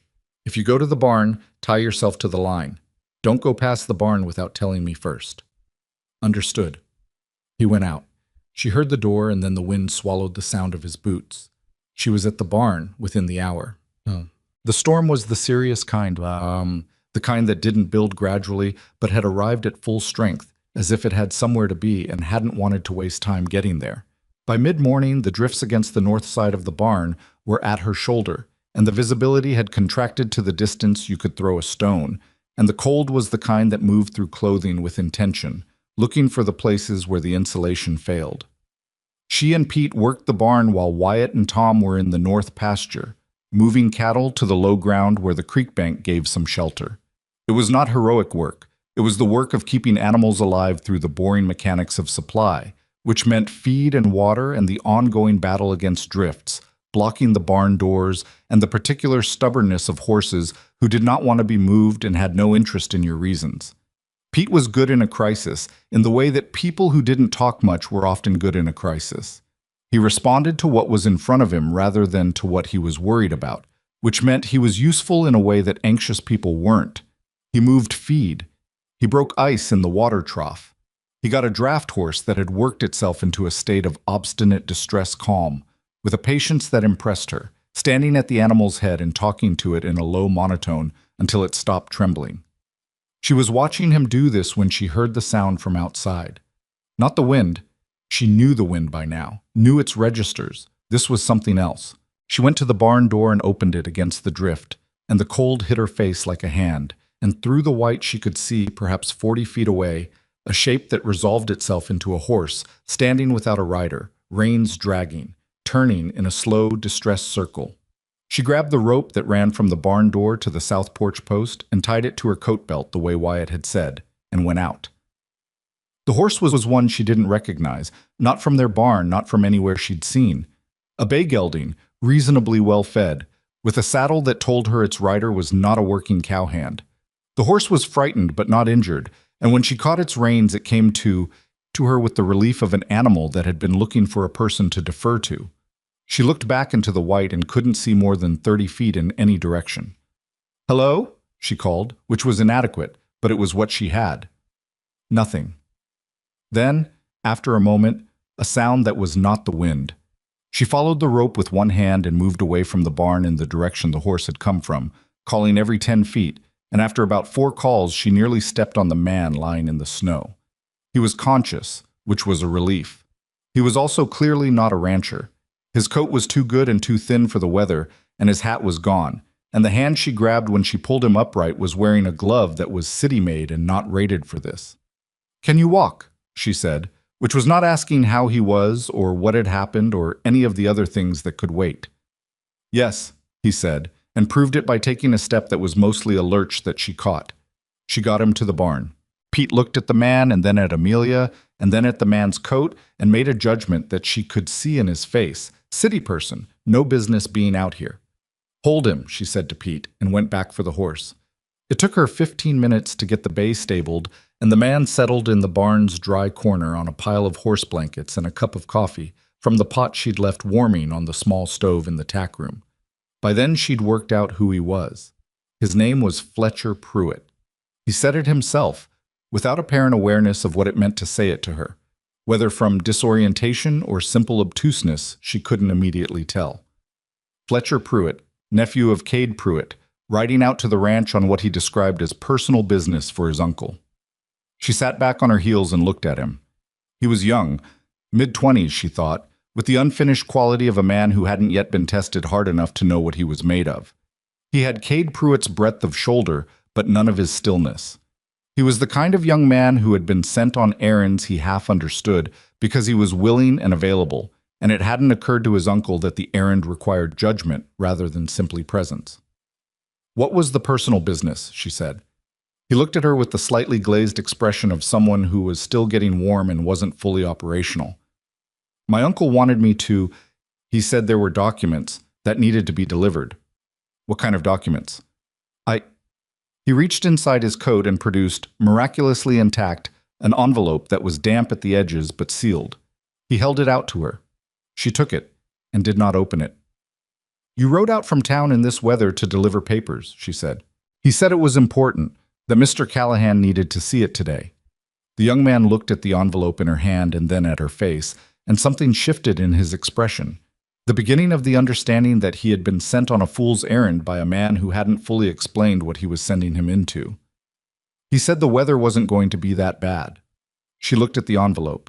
She looked at the young man, who was shivering less now, but still had the look of someone for whom the morning had been significantly more educational than expected. "Drink your coffee," she said. "You're staying until the wind drops." Wyatt came in from the pasture at noon with Tom, both of them carrying the cold in their clothes and their faces in the way that hours in weather like this left a person. Not just chilled, but hollowed out, the body having used everything available to stay functional. He stopped when he saw Fletcher Pruitt sitting in the corner of the barn on the horse blankets. Amelia handed him the envelope before he could ask. He was on the ground 40 feet from the barn. His horse made it further than he did. Wyatt looked at the envelope. His name was on the front in handwriting she recognized as not belonging to Cade Pruitt. Too young, too hasty, the loops of a man who wrote for speed rather than impression. "His nephew," she said quietly. "I see." He turned the envelope in his hands without opening it, looking at the young man. "You all right, son?" "Yes, sir," Fletcher said, with the instinctive deference of someone who had identified the authority in the room. "Your uncle sent you out in a blizzard." A pause. "He didn't think it would get this bad." "Nobody thinks it's going to get this bad until it does," Wyatt said. "That's the nature of it." He put the envelope in his coat pocket, which told Amelia what she already suspected, that whatever was in it, Wyatt was going to read it on his own time and not let it move him on anyone else's schedule. "You'll stay until it's safe to ride." Fletcher Pruitt nodded, and in his face she could see the relief of someone who had half expected to be thrown back into the white. Tom had already gone to check the stalls. Pete was feeding. The barn had the quality of a place that had organized itself efficiently around a crisis, and Amelia felt the particular satisfaction of that. Not pride exactly, but the quiet acknowledgement that things had worked the way they were supposed to work because the people involved knew what they were doing. She went back to the house and made soup because there were going to be 5 people to feed, and soup was what you made when you needed to feed people in large quantities in limited time with whatever was available. She was halfway through the soup when she heard the second knock. Oh, it was not the front door. It was the side door, the one that led off the covered walkway between the house and the wood store. And whoever was knocking was doing it with the urgency of someone who had been outside for a while and had opinions about it. She opened it and found 2 people she had never seen before. A woman about her own age with a baby bundled against her chest, and a boy of maybe 6 pressed against her side, and behind them a man who was clearly the woman's husband, his face the particular shade of grayish-white that came from cold and exhaustion in equal measure. "We saw your chimney," the woman said. "From the road. We've been on the road since yesterday." Amelia stepped back from the door. "Come in." They came in. The man's name was Leonard Hatch. His wife was Grace. They'd been heading to her sister's farm, 2 counties east, and the storm had caught them on the open road, and their wagon had lost a wheel in a drift, and the horse had thrown a shoe somewhere before that, and they'd been managing on foot for the last... Grace looked at her husband. 3 hours, he said. Maybe more. The baby, a girl, maybe 8 months old, was wrapped so thoroughly it was hard to tell she was there, and when Grace unwrapped her slightly, she was pink and alert and immediately interested in Amelia's hair, which was either a good sign or the baby hadn't worked out yet that she was supposed to be distressed. The boy's name was Daniel. He stood in the kitchen with his coat dripping snowmelt onto the floor and looked at the soup pot with an expression that made Amelia's chest do something complicated. "Sit down," she said to the room in general. All of you." She fed them. That was the first thing. The soup was ready, and she ladled it out and cut bread and put it on the table, and they ate with the focused intensity of people for whom food had stopped being a pleasure and become a requirement. She didn't ask questions while they ate. She asked questions after. Leonard had family in the county, a brother who worked for the mill near the South Creek. He'd heard there was work. Grace had the look of a woman who had been moving toward something for a long time and was cautiously hoping this was it. "You'll stay until it's clear," Amelia said. "We don't want to impose," Grace started. "The barn has one man already in it and room for several more," Amelia said. "Your husband can stay warm there. You and the children can take my room." "We can't take your room. You can't sleep in the barn with an infant." She stood up and started clearing plates, which closed the conversation. It settled. By late afternoon, the storm had recruited reinforcements. The wind shifted from the north to something that came diagonally, driving snow under the porch eaves and packing it against the south side of the house, where they'd thought they were protected. The temperature dropped further. Tom checked the outside thermometer and came back inside and said 8 degrees with the specific flat tone of a man reporting a fact that he was not going to editorialize on because editorializing wasn't going to help. 6 people in the house now. Amelia, Wyatt, Grace Hatch and her children, and Harriet Bowl. This last was not a development Amelia had predicted. Harriet had arrived at 4 in her wagon, having apparently decided that the Callahan Ranch was the most defensible position available when she'd found herself caught out at the Denny's house and the road back to her own property impassable. She'd arrived with a suitcase. She was the kind of woman who kept a suitcase packed for unspecified emergencies, and 2 jars of preserved pears, and the manner of someone who had not chosen this situation and would be managing it with the same competence she managed everything else. She took in the kitchen, the Hatch family, the soup, the curtains, and Amelia, in that order. "You've been busy," she said, which was not a compliment and not a criticism, and somehow both. "There's room," Amelia said. "I see that." Harriet set down her suitcase with the decisive motion of a woman establishing position. "What do you need?" The question surprised her. She'd expected Harriet to tell her what was needed, or to take over the organization of things in the way that senior women in communities had always taken over the organization of things. Instead, she was asking, which meant she'd looked at the kitchen and the situation and decided that Amelia was the one running it. "The Hatch baby needs warmer wrapping," Amelia said. "I don't have infant things. If you have anything in that case, I have a wool shawl," Harriet said. "It'll do." And it did. The evening organized itself with the improvised efficiency of people who were all competent in different ways being forced to work together in a small space. Grace nursed the baby in Amelia's room while Harriet sat with her, talking in the low, practical tone of women who had long since moved past the social register of conversation into the territory of what was actually necessary. Leonard Hatch turned out to be useful with his hands, in the way that men who'd done physical work all their lives were useful. He helped Tom reinforce the bunkhouse door against the drift without being asked, and when he came back inside, he fixed a cabinet hinge that had been loose since Amelia arrived and she hadn't found time to address. Daniel, the 6-year-old, discovered the cat. This required explanation. The cat had been at the ranch since before Amelia arrived and had never, in her experience, allowed itself to be touched. It was a gray tabby of philosophical disposition who lived primarily in the barn and appeared in the kitchen occasionally for reasons that it kept to itself. It had no name that anyone admitted to using, though she'd heard Pete call it something under his breath once. Daniel had apparently been briefed about cats by no one because he walked up to it without hesitation, and it, apparently surprised by this, allowed itself to be petted for approximately 15 seconds before deciding it had made an error and withdrawing behind the woodbox. Pete, watching this from the doorway, said, "He touched the cat." "I see that," Amelia said. "That cat doesn't get touched." "Apparently it does now." Pete thought about this for a moment. Maybe it just needed the right person. She looked at him. For a 19-year-old who primarily communicated through acts and had said perhaps 40 complete sentences in the 4 months she'd been here, this was practically a speech, and it was aimed at her as clearly as if he'd said her name. She didn't acknowledge it directly. She went back to what she was doing, and Pete went back to what he was doing, and the remarks settled into the room and became part of the evening.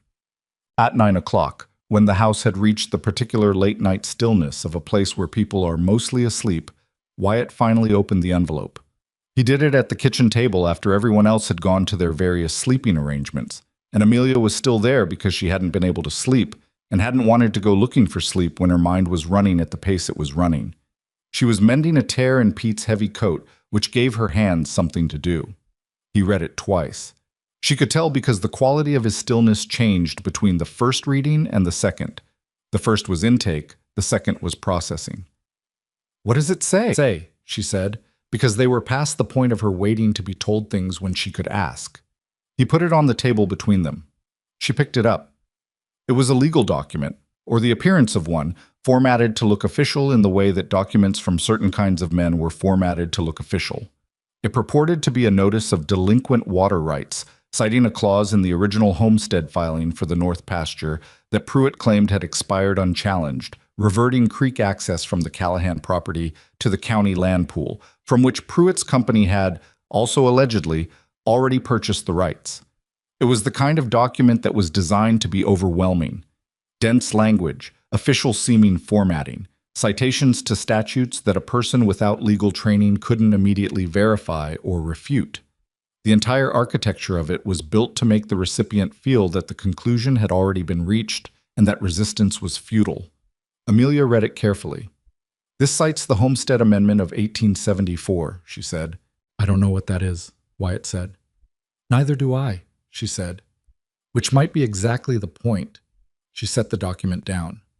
"Aldous Reeve would know, or know who to ask. Reeve's in town. In the morning, when this clears, it won't clear by morning." She accepted this. The storm's timeline was not negotiable. Then, the first clear morning, she looked at the document again. "But I want you to understand something about this. It's designed to make you feel like you've already lost. That's the work it's doing. Not legal work, persuasion work. A real delinquency notice doesn't look like this. It comes from a court, not from a land broker's letterhead." Wyatt looked at her. "How do you know that?" "I don't know it with certainty," she said, "but I know what fear dressed up as authority looks like.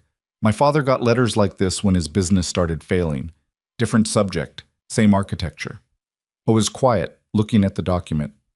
"Pruitt is escalating," she said. "The letter, then the personal visit, then this. He knows he's running out of time on something, maybe another buyer for the corridor, maybe a financing deadline. Whatever it is, he's pushing harder than he planned to because something isn't going the way he expected." "You," Wyatt said. She looked at him. "You weren't supposed to be here," he said, "or not the way you are. He came in expecting a man running a ranch alone in a hard year, and instead," he gestured, a small motion that encompassed the kitchen and the house, and the 6 people sleeping in it, and the barn with its 3 more. "This." She understood what he meant. She also understood that she was supposed to receive this as a compliment, and instead found herself thinking about what it cost him to say it. A man who had been managing everything alone for 3 years, who had built solitude into his survival strategy the way you built a fence around something you needed to protect, saying plainly that he was glad she was here, that she had made a difference that could be measured. "I have to tell you something," she said. He waited. "When I answered the advertisement, when I read your first letter and wrote back, I told myself I was doing it for practical reasons, because I needed a way out of a situation, and this was the best one available." She kept her eyes on the mending in her hands, then made herself look up. "I want you to know that it's not practical anymore. Whatever this is, what we've been building, it's not practical anymore for me. I don't know what to do with that exactly, but it seemed like the kind of thing you deserved to know." The kitchen was very quiet. Outside, the storm pushed against the walls, and the fire in the stove made its small sounds, and from the direction of Amelia's room she could hear the very faint and perfect sound of an infant sleeping. Wyatt looked at his hands for a moment. He had the look of a man trying to find the accurate thing to say rather than the easy thing, and she had learned to value that about him even when it made conversations move slowly. "Ellen," he said, and stopped. "You don't have to—" "I want to." He was quiet for another moment. "When she died, I told myself that what I'd had with her was its own thing, and it was finished, and you didn't try to find that again because looking for it meant admitting it was gone." He turned his coffee cup slowly in his hands. "I wasn't looking for it when I wrote that advertisement. I was looking for someone who could help me run this place. That was all I thought I wanted. She waited. I was wrong about what I wanted, he said. I've known it for a while, He looked up at her. I wasn't sure I had the right to say it yet, given how we started. We started honestly, she said. That's more than most people get. Yes, he said. It is. They sat with that for a moment, and it was not uncomfortable. It was the kind of moment that didn't need to be extended or resolved immediately. It could simply exist, the way certain true things could exist without requiring immediate action. Then from outside came a sound that both of them registered simultaneously. Not the wind, not the storm, but beneath both of those, a low and distant crack that rolled across the prairie like something massive deciding to change. Wyatt was already standing. The north fence, he said. She was already reaching for her coat. Stay. I'm coming, she said, and there was no argument in her voice and no invitation to argue back. She had her coat on before he had his, and she was at the back door with the lamp while he was still pulling on his second boot. He looked at her for 1 second, then, rope first, tie off at the barn post. I know, she said. They went out together into the white. The north fence had not broken. That sound, they discovered when they got to it, had been a section of the windbreak trees that had come down under the weight of ice. One of the large elms Wyatt's father had planted 30 years ago falling across the fence line and taking 20 feet of it down without breaking the wire entirely, just pressing it to the ground under the weight of trunk and branches. The cattle were fine. The herd had moved naturally to the creek bank shelter, which was what they always did in serious cold, and the loss of the fence section mattered less in a blizzard than it would have mattered in open weather because nothing was going anywhere in this. She and Wyatt stood at the downed tree with the lamp between them and assessed it, and the wind pulled at them both and the snow came in from the side, and neither of them said anything for a moment. In the morning, he said. In the morning, she agreed. They walked back to the house together through the dark and the snow, and she was tired in every part of herself, and her hands were cold through her gloves, and her boots had let in some wet at the left heel, and none of it felt like suffering. It felt like the cost of the thing, the necessary price of being the people who went out in the dark to check on the cattle and the fences when everyone else was asleep, and that price was one she would pay again without being asked. In the kitchen, she pulled off her boots and set them near the stove, and Harriet Bowl, who had apparently not been asleep at all, appeared from the direction of the parlor with 2 cups of something hot that turned out to be a kind of spiced cider she'd made from the preserved pears and what she'd found in the kitchen cupboard. She handed one to Wyatt and one to Amelia, and went back to the parlor without saying a word. Amelia looked at Wyatt. He was looking at the parlor doorway with an expression she couldn't immediately identify, and then she could. It was the expression of a man who had lived alone in this house for 3 years and was still adjusting to what it felt like when it was full. She drank her cider. It was good. Improbable given what Harriet had had to work with, but good. She's been keeping an eye on this place since Ellen died, Wyatt said quietly. In her way. She wouldn't let me say it was charity. She always had a practical reason. She's a practical woman, Amelia said. Yes. He looked at his cup. I think she's decided you're acceptable. That might be the finest compliment I've received in Kansas. His mouth moved in the direction of that short, rough laugh she'd been cataloging since the harvest supper. Don't tell her that. I wouldn't dare. She finished her cider and put the cup in the basin and looked at the curtains and the kitchen and the banked fire and the pile of mending she'd left on the table.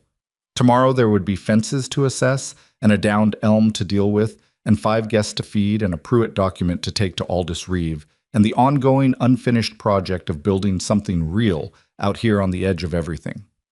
Tonight there was this: a warm kitchen, a storm doing its best work outside, and a man she had not expected and had not been looking for, drinking cider at his own table, present in the way she'd stopped believing people could be. She went to bed, and she did not count to 60 before she fell asleep. The storm broke on Wednesday morning, not gently. It didn't taper off or fade gradually the way some storms did, giving you time to adjust to the idea of it being over. It simply stopped, between 3 and 4 in the morning, the way a held breath is released, and by the time Amelia was up at 5, the sky was the particular sharp black and white of a winter night that had decided to be clear. Stars visible in a density that only appeared after a heavy storm had scrubbed everything else out of the atmosphere. She stood on the back porch in her coat for a minute before starting the kitchen fire, just looking at it. The cold was serious. She'd stopped trying to assign feelings to the cold, she simply acknowledged it and dressed accordingly. But the air was still, and after 3 days of wind, that stillness had a quality that was almost loud. The ranch was white in every direction. The downed elm at the north fence line had become a sculpture under the snow. The bunkhouse had a drift against its south wall that was taller than Tom. The kitchen garden on the east side, what would become the kitchen garden, what she was making it into, was invisible, but she knew where it was. She went inside and built the fire and started coffee for 8 people and thought about what needed doing, in what order, with what resources. This was the mode she'd developed over the past 4 months.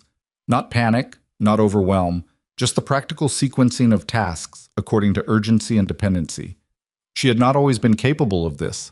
She had learned it here, in this kitchen, managing a house and a ranch with a man who operated the same way. And she understood now that it was a skill like any other. It had to be built from practice, and it did not come for free. Harriet was the second person up, as she had been every morning of the 3 days she'd been here. She appeared in the kitchen doorway with her hair already pinned and her expression already organized, and took in the coffee and the fire, and the general state of preparation without comment. And then she picked up a cloth and started on the dishes from the night before, and that was all that needed to be said about it. "Road will be passable by this afternoon," Harriet said. "The county keeps a crew for the main track. The Hatches will want to move on." "Grace Hatch is not in a hurry," Harriet said. "She had a better 3 days here than she expected to have anywhere." A pause. "The baby likes you. The baby likes anyone who holds her at the right angle. She stopped crying when you took her. She didn't stop for Grace." Amelia hadn't mentioned this because she hadn't wanted to make Grace feel bad about it. There was nothing wrong with Grace's mothering. The baby simply had opinions about being held in a particular way that Amelia had discovered by accident on the first evening. "She'll calm down as she gets older." Harriet dried a cup with the deliberate thoroughness she applied to everything. "You're good with children. I haven't had much practice." "Doesn't always require practice." She put the cup on the shelf. "Some things come from character." Amelia looked at her. Harriet was not looking back. She was already reaching for the next cup. But the words were as clear as if she'd said them while making direct eye contact, and they meant what they meant. And Amelia accepted them the way she'd learned to accept things from Harriet Boll, without making a production of it, because that was how the woman gave things, and to make a production of receiving them would be to misunderstand the gift. "Thank you," Amelia said. Harriet nodded once and kept drying dishes. Wyatt and Tom and Leonard Hatch went out to the north fence line after breakfast. The downed elm was going to require cutting before the wire could be assessed, and cutting required the big saw from the barn and more hands than 2, and Leonard turned out to know how to use a crosscut saw in the way that men who'd done a variety of hard work knew how to use whatever tool was in front of them. Amelia watched them go from the kitchen window and then turned back to the business of the house. Fletcher Pruitt had spent 3 days in the barn with Pete, which had been, from what she could observe, an unexpectedly educational experience for the young man. Pete was not a talker, but he was a worker, and apparently in 3 days of working alongside someone he'd communicated things that conversation couldn't have. Fletcher had mucked stalls and helped with feed and learned more about what a working ranch actually required than he'd known walking in. He'd also, she suspected, developed some revised opinions about his uncle's enterprise, though he hadn't said so directly. He came to the kitchen door the morning after the storm stopped, hat in his hands, looking like someone who had organized an apology and wasn't sure how to start it. "Mrs. Callahan," he said. "Come in," she said. "Coffee?" He came in. He sat at the table with his coffee and looked at it for a moment. "I want you to know, I didn't know what was in that envelope when I brought it. My uncle told me it was a business matter, that Mr. Callahan was expecting it." "I know," she said. And she did. She'd worked that out in the first hour. Fletcher Pruitt had the quality of a young man who had not yet learned to lie fluently, and what he had in the barn was the opposite of deception. "I read it," he said. "After. Pete told me—" He stopped. "Pete explained some things about the ranch, about what the North Pasture means." He wrapped his hands around his cup. "My uncle's he's not a bad man. He's a businessman. But I think sometimes he doesn't see the whole picture of what he's doing to people." "That's a generous interpretation," Amelia said. "Maybe." He looked up at her. I'm going to talk to him when I get back about this place. He paused. I can't promise it'll change anything. I know that too, she said, but I appreciate it. He left after breakfast, leading his bay gelding down the road that was already beginning to show the marks of the county crew's work, and she watched him go and felt the complexity of it. Not trust, not exactly, but the acknowledgement that people were not always the clean sum of who they worked for, and that sometimes the most useful thing a young person could do was go back to the difficult man who sent them and tell him something he hadn't expected to hear. They went to see Aldous Reeve on Friday. Wyatt drove. She sat beside him with the Pruitt document in her coat pocket and the cold air sharp and clear after the storm, and the road between the ranch and town had the scrubbed, definite quality of a landscape that had been reorganized by weather and hadn't settled back into its usual shape yet. Reeve's office above the hardware store was warm from an iron stove that he kept burning at a temperature that suggested he'd made a personal agreement with winter involving significant fuel expenditure. He was a small man with large hands and the specific organized chaos of a desk that looked impossible to work at and apparently worked perfectly, because he found the relevant documents within 2 minutes of them sitting down. He read the Pruitt notice carefully. He read it a second time. Then he set it down and looked at Wyatt over his glasses. This cites the 1874 amendment, he said. We noticed, Amelia said. The 1874 amendment was repealed in 1881. He said it in the tone of someone who had expected to be surprised and had not been. It was replaced by a revised water rights provision that grandfathered all existing homestead claims without requirement for refilings. Your father's original claim, and your subsequent transfer, is fully protected under the 1881 provision. He tapped the document. This is not a legal notice. It's a fabrication built on a statute that no longer exists, formatted to look like something it isn't. The office was quiet for a moment. He gambled that we wouldn't check, Wyatt said. He gambled that you'd see the legal language and feel you'd already lost, Amelia said. Same thing he does with land prices. He sells the feeling of the situation before he sells the actual terms. Reeve looked at her. You understand this kind of man.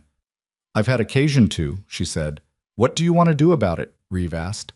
Wyatt looked at the document on the desk. I want it on record that this was presented to me as a legitimate legal notice, and I want a formal letter from your office confirming the status of my water rights under the 1881 provision. I can have that ready Monday, Reeve said. And as for the notice, he picked it up again. If Pruitt presented this to other landowners in the county as a legal document, that's a matter that goes beyond your situation. That's fraud.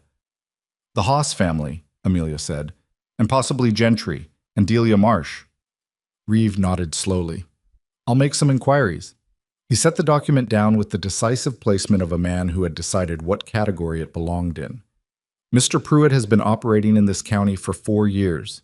He has been careful. This, he touched the paper, is not careful. This is a man who has run out of patience.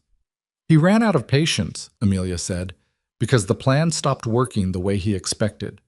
Reeve looked at her again, in the way he'd been looking at her since she came in, with the specific attention of a man who was updating his understanding of a situation in real time. You've been here 4 months, he said. It was not a criticism. It was closer to appreciation. Long enough, she said. Cade Pruitt left Caldwell Creek on a Tuesday, 12 days after the storm. He did not leave quietly, which she had expected.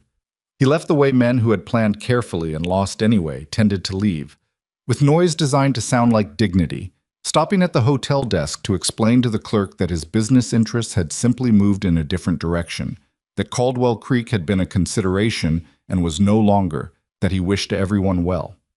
Harriet Bull heard this secondhand from Nora Sifford and reported it to Amelia at the Thursday meeting with the flat precision of a woman who had no interest in anyone's revised narrative. He'll go to the next county, Harriet said. Find a different creek. Probably, Amelia said. The Haas family got a letter from Reeve yesterday, Delia added. She was sitting in her usual chair, but something about her posture was different than it had been 3 months ago. More settled, more certain, the posture of a woman who had looked at her own situation and decided she understood it. Confirmed their water rights are protected. Berta cried, apparently. She thought they were going to lose the place. They weren't, Amelia said. They didn't know that. Delia looked at her. You knew. I suspected. Reeve confirmed. Harriet made a sound that wasn't a word but communicated that she had an opinion she was choosing not to voice, which in Harriet's case was its own form of approval. The fire was high, and the parlor was warm, and Clara Denny was on her stool with her needlework, which she was now actually doing rather than using as a prop for eavesdropping, though she was still clearly listening to everything. Martha Denny came in with a fresh pot and poured without asking and said, to Amelia and no one in particular, "You're staying." It wasn't a question. "Yes," Amelia said. "Good." Martha sat down. "We needed someone with sense on the west side of the county." Harriet did not agree out loud, but she didn't disagree either. And from Harriet Bowl, that was the thing itself. The Elm came down in sections over 2 weekends. Wyatt and Tom and Leonard Hatch, who had stayed temporarily while he looked into the millwork his brother had mentioned, working the big saw until the trunk was in rounds that could be split for firewood. The fence wire beneath it had survived intact, which was something. The fence post needed resetting in 2 places, which was manageable. She found the dahlia bulbs in the 3rd week of November, exactly where Wyatt had said they'd be, along the back border of the east garden. They were still viable, dormant but not dead, which was a kind of stubbornness she recognized. She left them in the ground where they were and marked the spots with sticks so she'd know where to look in the spring. She had started sketching a plan for the garden. Not a grand plan, she wasn't a grand plan person, she'd learned that about herself, but a practical one, built around what the space already wanted to do and what she could actually manage given everything else the ranch required. Vegetables along the south-facing section. The dahlias along the back. A small area for the herbs she'd already started in the window boxes, moved outside when the weather allowed. Nothing that couldn't survive her attention being elsewhere when it needed to be. Wyatt found the sketch on the kitchen table one evening and looked at it for a long moment. "The drainage runs east here," he said, pointing to a section. "You'd want to raise the bed or the roots will sit in water in spring." She looked where he was pointing. "I didn't know that." "I should have told you." He traced the line with one finger. Ellen had the same problem the first year. She figured it out herself. She looked at the sketch and then at his hand on it. "Show me where it runs." He did the next morning, walking the east side of the property with her in the cold and pointing out the low places and the high places and explaining how the melt moved in spring when the ground was still frozen underneath and the water had nowhere to go but along the surface. He knew this land in the specific and detailed way that came from years of working it and also from years of watching someone else work it. And she understood now that the knowledge of it was layered. His knowledge and his father's knowledge and Ellen's knowledge, and now hers accumulating on top of each other in the ground itself. She did not feel like a replacement. She had not felt that in some time. She felt like what she actually was, a person who had come to a piece of land and been changed by it and changed it in return, which was all that belonging ever really was. On the first genuinely warm day of late November, warm being a relative term, perhaps 35 degrees, but with a sun that had intention behind it, Wyatt came inside at midday and stood in the kitchen doorway and said, without preamble, "I want to ask you something." She turned from the stove. He had the look he got when the thing he was going to say had been organized and reorganized, and he decided to just say it rather than keep revising. "All right," she said. "We married practically," he said, "because we were both in situations that made it practical. And I want to know if you'd be willing to, if you'd want to, make it something else. On purpose. Not because of the situation."